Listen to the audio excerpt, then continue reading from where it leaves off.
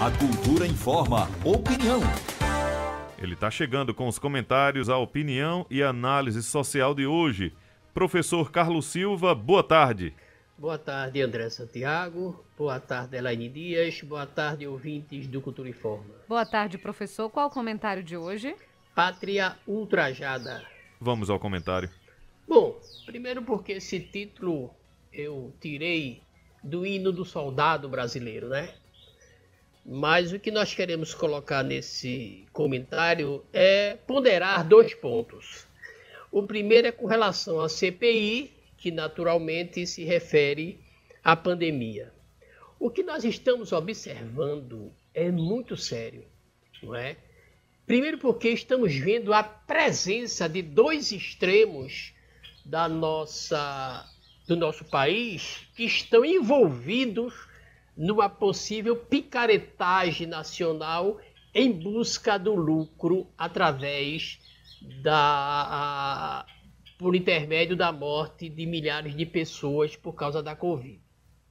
Generais, coronéis e um pastor, um reverendo, que para a nação, quando perguntado, você conhece o presidente da República? Ele disse, não conheço. Mas em 2019 ele faz uma inauguração de uma entidade que defenderia a questão humanitária mundial, cujo um dos homenageados na placa tem o nome de Jair Messias Bolsonaro.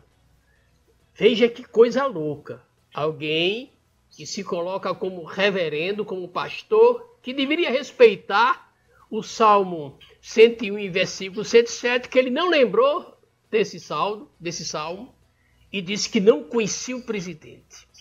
Veja que loucura é o que estamos vendo. Por outro lado, um coronel, o Marcos Blanco, um coronel, né, do Exército Brasileiro, foi aposentado, foi colocado na reserva com 48 anos de idade, muito distante do trabalhador, com toda a mordomia oferecida a seus familiares e a ele, com um soldo de aproximadamente 11 mil, 12 mil por aí, alguma coisa. E resolve, em plena pandemia, perceber que há uma possibilidade de lucro e cria uma empresa para tentar, com essa situação da saúde, vender algum projeto, fazer uma relação comercial com o Ministério da Saúde. Isso nos faz lembrar o passado. Então dá para perceber que nós não tivemos um passado de tanta lisura assim quando o militar assumia o Brasil desde 1500. Não é? Para se ter uma ideia, o Brasil construiu pontes, fez a construção física do Brasil, desculpem, e desde 1500 a 1992 não existia a Lei 8.666, que foi sancionada em 1993, que regula e estabelece as questões das licitações. Então observe que houve um poder militar que comprou, que vendeu, que contratou, que recebeu, que fez tudo sem uma lei que regulamentasse essa relação comercial. De repente você vê o governo federal todo imbuído, todo cheio de militares e de primeira linha no alto escalão. E uma grande quantidade deles envolvida no processo de busca para ganhar dinheiro em cima de uma pandemia. Uma pandemia que deixou no Brasil até o momento 130 mil crianças de até 17 anos órfãos. No mundo, é 1,5 milhões de crianças de até 17 anos que ficaram órfãos. Enquanto uma equipe da saúde, enfermeiros, motoristas, SAMU, médicos, todas as classes médicas envolvidas para buscar uma solução para salvar pessoas, esse pessoal estava dentro de um ministério preocupado em ganhar algum dinheiro. E com a vida já com uma certa estabilidade. Isso é muito sério que está acontecendo no Brasil, não é? Então é um sinal que dá a entender que qual foi a escola que o coronel passou, que princípios e valores ele acumulou, o que foi ensinado a ele de respeito à pátria, de salvar a pátria não só do inimigo físico, mas do inimigo invisível, da fome, da tristeza, das catástrofes naturais, principalmente frente ao inimigo invisível, como foi o caso da Covid através do coronavírus.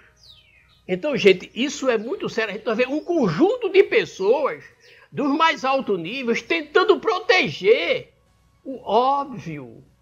Um pastor, né?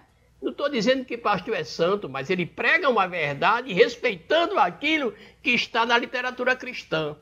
E mente para a nação como se o passado não tivesse sido registrado, como se não existisse imprensa, celular, não existisse nada.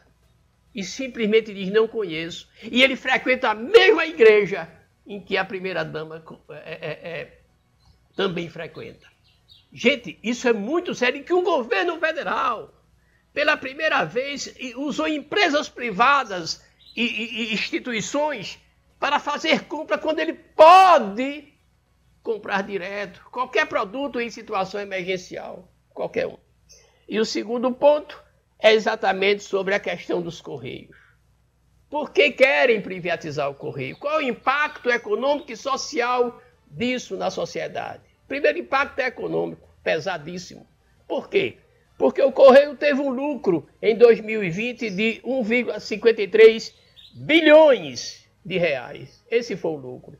E o Tribunal de Contas, o TCU, afirmou em relatório que o Correio tem 97% de eficácia na entrega do seu produto. Ele está presente em 5.170 municípios. E em 2.000 municípios, ele é o único banco. Então, é o manar, é o ouro que eles querem entregar ao povo.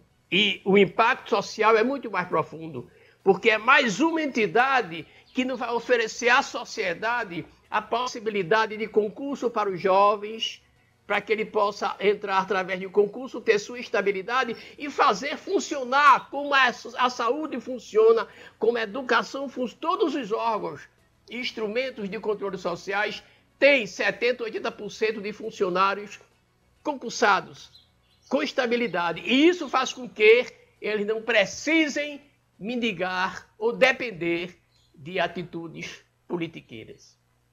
Para concluir, eu quero somente lembrar ao povo brasileiro que quando eu coloquei pátria ultrajada, é que o hino do soldado diz assim: a paz queremos com fervor, a guerra só nos causa dor, porém, se a pátria amada for um dia ultrajada, lutaremos sem temor. Então é hora do povo lutar sem temor, porque a pátria está sendo ultrajada.